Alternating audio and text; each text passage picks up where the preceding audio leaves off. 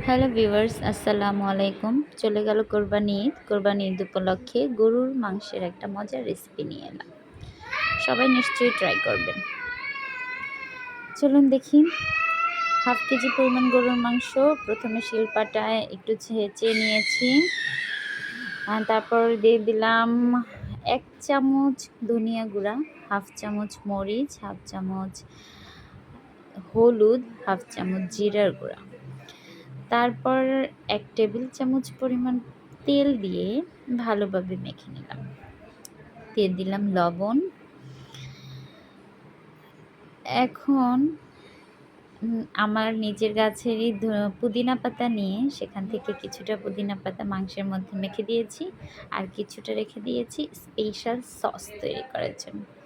আরও দিয়ে দিলাম আদা রসুন। দেন ভালোভাবে মেখে 2 কাপ পরিমাণ পানি দিয়ে মাংসটাকে খুব ভালোভাবে সিদ্ধ করে নিতে হবে। এর মধ্যে স্পেশাল একটা মশলা তৈরি করে ফেললাম। এখন আসুন দেখি কিভাবে স্পেশাল সসটা তৈরি করব।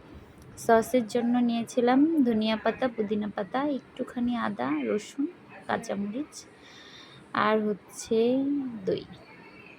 মাংসটা সিদ্ধ হয়ে গেছে।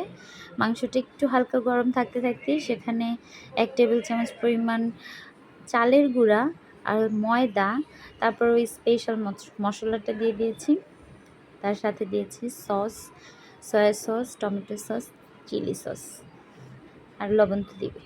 তারপর হচ্ছে ভেজে ফেললাম। হয়ে গেল আমার স্পেশাল বিফ ফ্রাই, সাথে হয়ে গেল সস।